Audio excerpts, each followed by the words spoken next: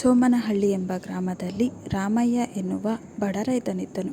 ಅವನು ಬಡವನಾದರೂ ಕಷ್ಟಪಟ್ಟು ದುಡಿದು ಸಂತೋಷವಾಗಿ ಇದ್ದನು.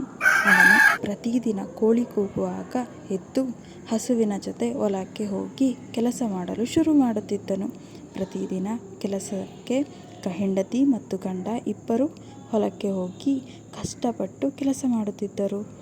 ಹೆಂಡತಿ ಕೂಡ ಗಂಡನಿಗೆ ಸಹಾಯವಾಗಲೆಂದು ಹೊಲಕ್ಕೆ ಬರುತ್ತಿದ್ದಳು. ಹಾಗೆಯೇ ಅಡುಗೆ ಮಾಡಿ ಮಧ್ಯಾಹ್ನದ ಊಟವನ್ನು ಹೊಲಕ್ಕೆ ತಂದು ಗಂಡನಿಗೆ ಪ್ರೀತಿಯಿಂದ ಬಡಿಸುತ್ತಿದ್ದಳು.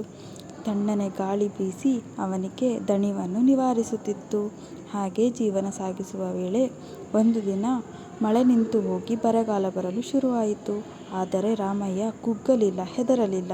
ಅವನು ಹಳ್ಳಿಗೆ ಹೋಗಿ ಹಳ್ಳಿಯ ಜನರೊಂದಿಗೆ ಮಾತನಾಡಿ ಕೆರೆಯನ್ನು ಸ್ವಚ್ಛಗೊಳಿಸಲು ಆಲೋಚಿಸಿದನು. ಹಾಗೆ ಹಳ್ಳಿಯ ಜನರು ಕೂಡ ಬೆಂಬಲಿಸಿದರು. ಎಲ್ಲ ಹಳ್ಳಿಯ ಜನರು ಸೇರಿ ಕೆರೆಯನ್ನು ಸ್ವಚ್ಛಗೊಳಿಸಿದರು. ಏಕೆಂದರೆ ಮಳೆ ಬರುವಾಗ ಮಳೆಯ ನೀರನ್ನು ಸಂಗ್ರಹಿಸಬಹುದೆಂದು.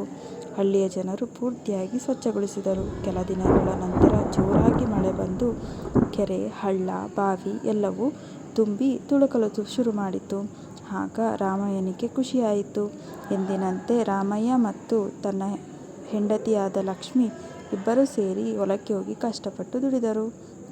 ಇದನ್ನು ನೋಡಿ ರಾಮಯ್ಯನಿಗೆ ತುಂಬ ಸಂತೋಷವಾಗಿತ್ತು. ಹಾಗೆ ಊರಿನ ಜನರು ಗೌರವ ನೀಡಲು ಶುರು ಮಾಡಿದರು. ಈ ಥರ ಇಂಟ್ರೆಸ್ಟ್ ಆಗಿರೋ ಸ್ಟೋರಿ ಬೇಕು ಅಂದರೆ ನಮ್ಮ ಚಾನಲ್ನ ಸಬ್ಸ್ಕ್ರೈಬ್ ಮಾಡಿ.